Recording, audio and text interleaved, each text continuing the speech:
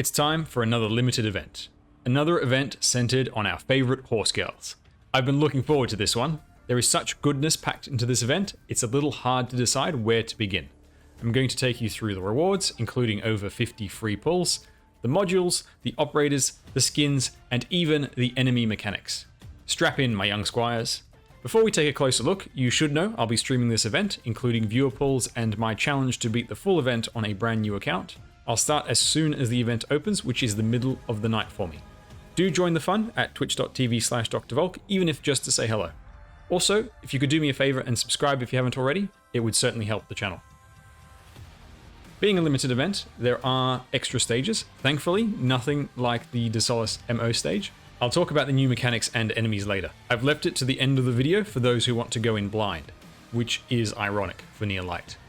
The event store is packed with goodness, 15 of those free blue chapter 9 materials that I spent hours trying to get a mere handful of. Yes, please. There are even more rewards from the factions in the story, and the login rewards are an absolute treat. Easily one of the best sets we've had. On top of those sweet, sweet sanity potions daily, you get the latest robot Justice Knight and a skin for Myrtle. Showcase later on. The event currency only comes from event stages, and all players should have no trouble clearing the store in time, especially thanks to those daily free sanity potions. Materials drop from several stages, with Loxic Coal, Sugar Packs, and Crystalline components as the notable ones. Loxic Coal has the highest efficiency, with Crystalline at the lowest. Sugar has a good rate as well, though it reappears in the next story for the Mansfield Break rerun. Your focus here should absolutely be on those Loxic Coals. Crystalline is rarely used, so just farm what you need. 30 of those lasted me 6 months. Nearl has a unique mechanic similar to De Solace Holiday's sticker system. It's not really the same, but it's something unique to this event. Basically, in Nearl you've got these 3 factions. They all want to gain the favor of Rhodes Island, and so you can do daily missions, including the once-off usual missions, to gain prestige points with them. As you gain prestige, it will unlock art, music. With the music, you can even change the event theme. It's a shame this feature doesn't stick around after the event goes away. There's a ton of cool stuff from a non-gameplay perspective. However, for those who are more interested in the gameplay side of it, you do get extra material rewards. Every day, you get to do a bunch of daily missions. You pretty much get to pick which reward you want to go for, and it's got every tier 3 material in the game. And so it's just additional free stuff. It's really quite straightforward. It sounds more complicated than it really is. And your ultimate goal is to maximize the prestige with all factions. That way you get the trimmed medal. The medals for this event are really straightforward. They're your usual, complete all the stages, buy all the stuff, etc. And the only thing that's unique is getting the faction prestige. Also, you can re-roll the missions if you don't like them. And the missions are pretty simple. There are things like complete this particular stage, kill this many of this particular enemy from Nearl. Very straightforward stuff. Now we come to one of the favorite parts of Nearl, or any limited event really, and that is the sheer number of free pulls that we get. So once again, we're getting over 50 free pulls. To break those down, that's the initial 10 pull ticket that you get on day 1 for the limited banner, plus the 1 daily free pull for 14 days for that limited banner. So that's 24 pulls locked to the limited banner. There's 3 tickets in the event store. Then there's daily Arundum mining. We've had this before. You mine for Arundum, you get between 3 and 1,000 Arundum. If you don't get the 1,000 for a few days, then you're guaranteed to get one. That's a bit of a pity system. The amount that you get in the end will vary, but 14 pulls is fairly realistic. That's probably underestimating it as well. Then there's a couple of OP from the login rewards, and 42 OP from clearing all of the stages, plus the challenge modes. Of course, you got to minus whatever you're going to spend on skins, and there are a lot of skins. We'll get to those in a moment. In all, you're looking at least 50 free pulls. It could be plenty more, depending on your mining luck, and also how much of that OP you're willing to spend on the pulls rather than the skins. Plenty to go around. I am making this video ahead of time due to my busy schedule, so we may have extras announced on stream, but I wouldn't expect much, as this is just a quarter anniversary for Global Arknights. For CN, it was the half anniversary. We will get more for the next limited event, Invitation to Wine, instead. Nearl also brings with it a bunch of new modules for fast redeploys and chain casters. Some great modules here. Passenger can finally transcend. So for the fast redeploys, they are amongst the most used operators in the game. For them to be one of the first classes to get modules was a surprise, and they are really good. So we are split into two camps. We've got the lower cost versus more damage. So Red and Kafka do 10% more damage when there are no allies in the surrounding 4 tiles. A very easy condition for fast redeploys to meet. So you can think of it really as plus 10% damage all the time. This benefits Red more than Kafka because Red is about doing that extra damage. The other fast redeploys got the better ones for the most part. So Phantom, Gravel, and Waifu get the 80% cost refund on retreat instead of the usual 50%. For Gravel, this is pretty much nothing because she's so cheap already. But for Phantom, this is amazing because his one weakness was his high cost for a fast redeploy after repeated deployments. So now his one big weakness is fixed, plus it gives him a significant amount of attack as well, so he'll be doing even more damage. Phantom easily has one of the best modules in the game. And then Waifu, just to show you, she's got the same one. And you can see the material cost. Don't forget, it's E2 level 40 for a 4-star, level 50 for a 5-star, and level 60 for a 6-star. Now for Chaincasters, they were in need of as much help as they could get. Passenger and Lazy will now slow targets by 0.8 seconds, and the damage only drops by 10% instead of 20% on each jump of the line, which is really good, particularly for Passenger. This makes him do a lot of slow and a significantly more amount of damage. For Lazy, it's not that great. Pudding, in isolation, got the best module because hers eliminates the damage penalty on jumps. However, for Passenger, him having the much longer slow is actually a little bit more useful. With this module, Passenger becomes a fairly good operator, and he is an absolute powerhouse in integrated strategies too. 100% recommend you build this module if you like to use Passenger. Now, the banner operators. Nearl the Radiant Light headlines this banner as the limited operator. Accompanying her on the 6-star podium is the Sonic Squirrel Flametail. And for 5 stars, we have only the second line caster in the game, Corroserum, and Wildmane as the free event operator. However, there is more than just the banner to Nearl Light. Joining the red voucher store are Honeyberry and Pudding, and of course, we cannot forget Justice Knight. It's getting a little crowded here, so let's examine them a little further.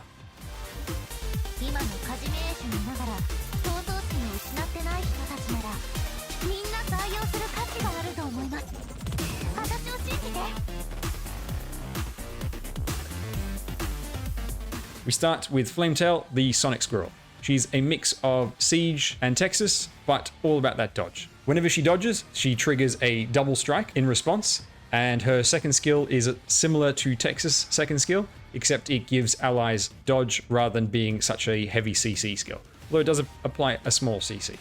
And then her third skill, which is her best one, makes her nearly untouchable.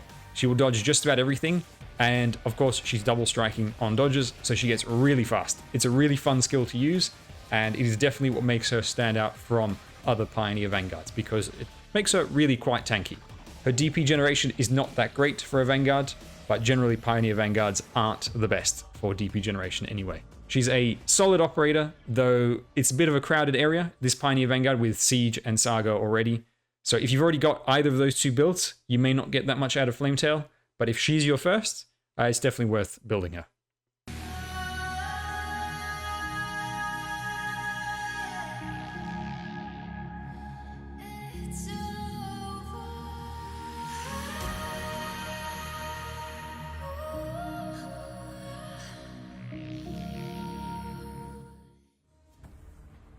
The real star of the event, though, is Nearl the Radiant Knight. This limited operator has a unique mechanic where she can bypass the deployment limit when you use her skill 2 for a limited time. She also does damage and stun on deploy, similar to Project Red. Once the skill runs out, she automatically retreats. Her redeployment time does increase unless you deploy someone of the same faction before her. She is the first non-robot operator able to bypass the deployment limit. Her skill 3 deals true damage, which is always great. True damage is incredible. It's a lot stronger than just being physical or arts damage that ignores enemy defense and resistance. True damage also ignores many mechanics, so it really does make a difference. Her true damage is not as easy to use as monsters, but it's still absolutely fantastic, and so if you don't want to use her for that redeploy skill 2, you can instead have her as an absolute powerhouse with skill 3. She's got a very varied toolkit. Even skill 1 is just good for general lane holding, for auto battles, and she's particularly great for new accounts as you can use her for many different roles.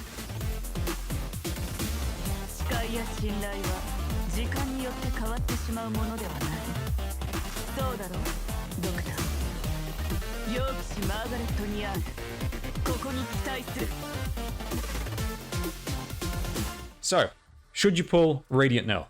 Absolutely. Apart from being an excellent operator in her own right with that true damage and armor penetration, her unique mechanic to bypass the deployment limit means there will always be use for her, even if she isn't the best unit in the game. Remember, once you pass on a limited operator, it is difficult to find them again. The only reason to hold back is if you are antsy about Ling and want to save all you can for her. If you are on an Arundum budget, I recommend waiting until the last, or second last, just so you don't forget, day to see what you get with those free pulls first. Then you can add more as you see fit. I'll be doing viewer pulls and my own the moment the server opens. Special, very early morning stream for this event, live on Twitch. Do come and join in the fun at twitch.tv/DrVolk. Would love to have you there. We'll briefly touch on the other operators, the lower rarity ones. So we start with Corroserum, the budget Ifrit. He is good for new accounts in particular because line casters are inherently good, hitting all targets in that line in front of them.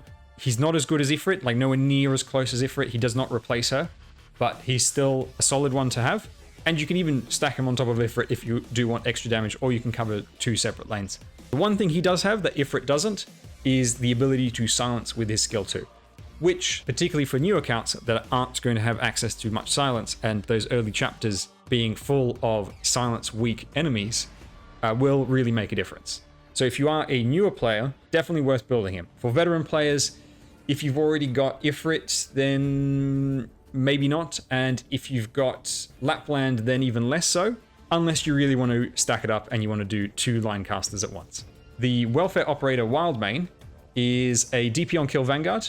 The unique thing about her is her passive that reduces the deployment cost of guard units.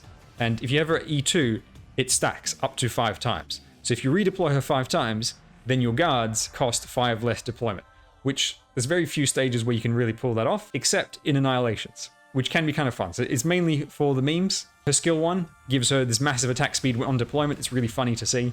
And her skill 2 gives her knockback. That skill 2 is actually quite useful. If you don't want to bring a pusher, you can just use her to take the spot if the enemy is light enough. She doesn't have as strong pushing power as a proper specialist, but in some situations that can be enough. Main problem with her is her damage isn't particularly great for a DP on kill Vanguard. DP on kill Vanguards, unless they hit really hard, generally just don't stack up against the better DP generation of a Flag Bearer Vanguard or just the lane holding power of a Pioneer. Then we've got Honeyberry. Honeyberry is the red voucher elemental healer. She's there for those who missed out on Mulberry. She's not as good as Mulberry, but she does get the job done when you need to deal with elemental damage. Skill 1 heals 2 targets at once. Skill 2 heals 3 targets. Pretty straightforward.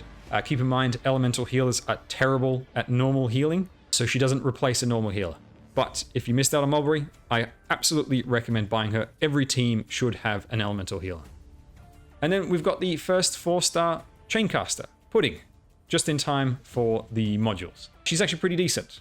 She's probably better than Lazy in many ways, the 5-star Chaincaster. Not as good as Passenger, of course. She is good for integrated strategies, especially if you pair her up with the likes of Passenger and you get that Chaincaster module where they basically have unlimited SP. It fixes the one big problem they have of their skill issues, and it turns them into absolute gods.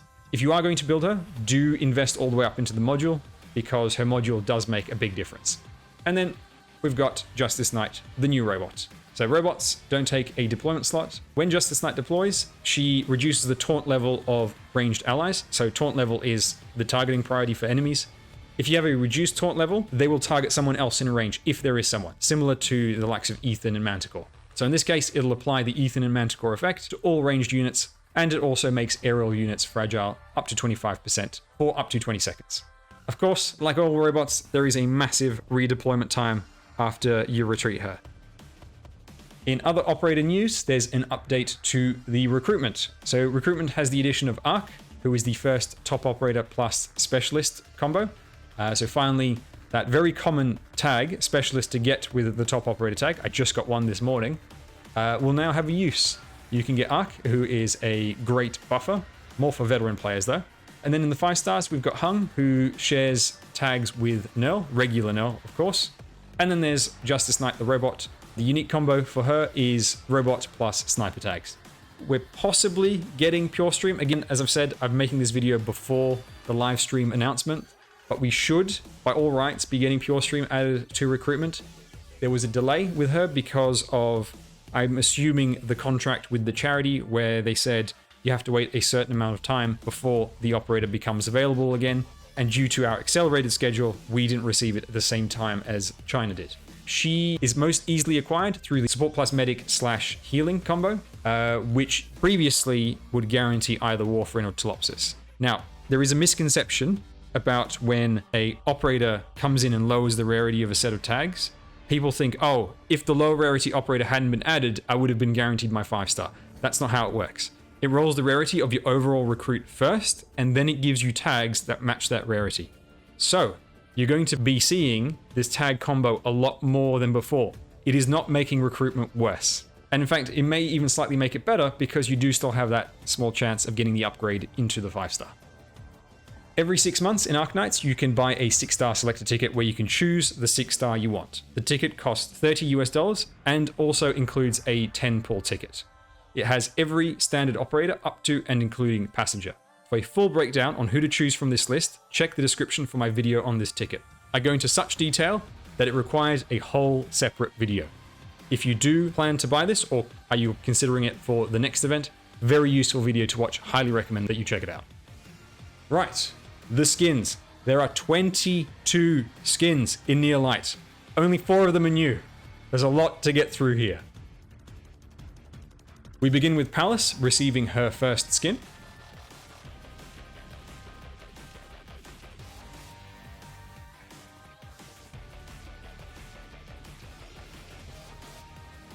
Rosa receives this masterpiece of a royal skin.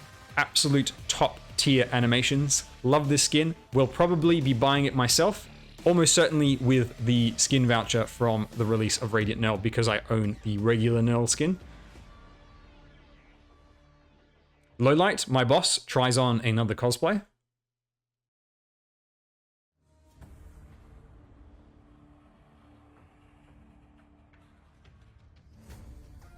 Our girl Myrtle finally gets the recognition she deserves with this adorable and 100% free skin. W's forlorn skin from her past returns. This may be the last opportunity to get this skin at a discounted price before it gets live duty added and the cost increases to 21 OP. In CN, I believe this is the final skin, apart from Ash, for a limited operator not to have live duty yet.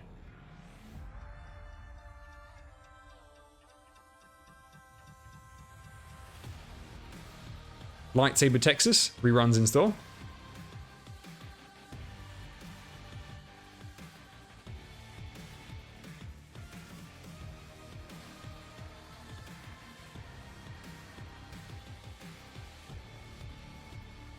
And Papers, Please pro player Doberman goes full military.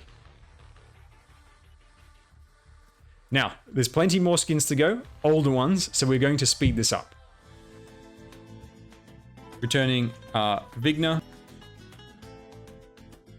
Gummy, who reminds me of Marilyn Monroe, Shining, a hugely popular skin, and it's obvious why, Skyfire, afraid of the water, Ifrit, doing what she does best,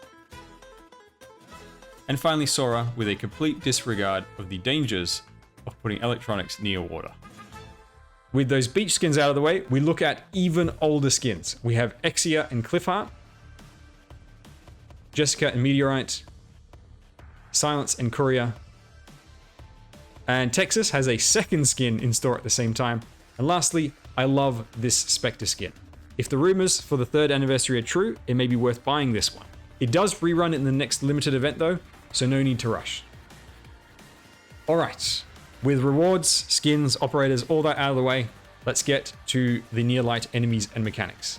There is a new mechanic for Nearlight called Nightfall or just Darkness. Maps start in shadow, except where there is a beacon of light. You can't attack enemies while they're in the darkness. You can't deploy allies in the darkness. There are 3 ways to reveal darkness. Either use the beacons, which give 1 tile of light in all 4 directions. And if you activate the beacon, it expands out to double the range. The activation of a beacon requires deployment points. Or you can use ally vision. Immediately on deployment of an ally, you get a little bit of vision, and then after a few seconds, it gives you more vision.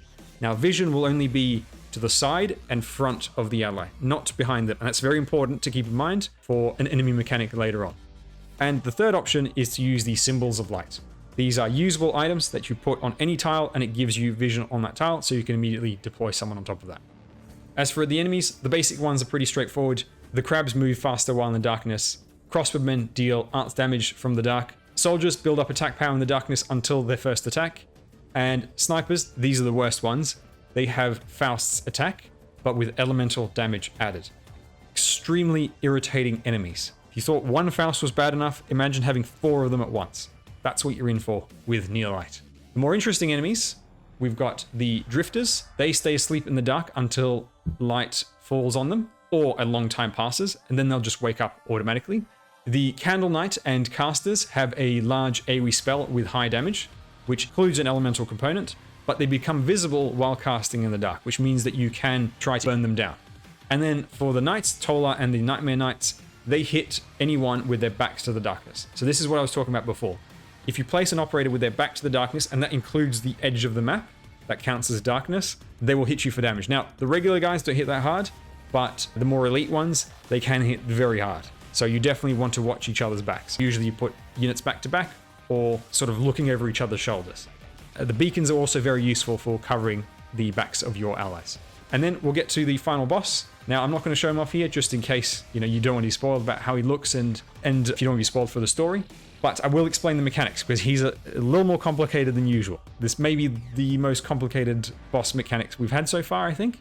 So in phase 1, he's got melee attacks, and he also takes 75% less damage from anyone who isn't blocking him. Now, this is physical and arts damage, 75% less.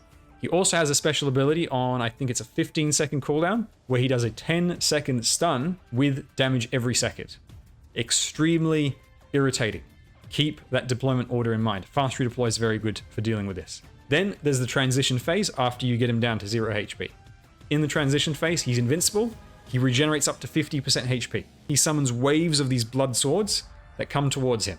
You need to kill them as fast as possible, because any sword that gets within range of him heals him for 10%. If he reaches 100% HP, you go back to the start. Phase 1 begins all over again, and you got to get him down once more. This lasts for about 60 seconds, and if you can keep him below 100% HP, then it goes into phase 2. Phase 2 is the same as phase 1, but he deals more damage, but he also takes more damage from allies that aren't blocking him, and he also has a short-ranged attack. He's an interesting boss. It's a fairly tough stage, but it's definitely doable. Don't lose your head.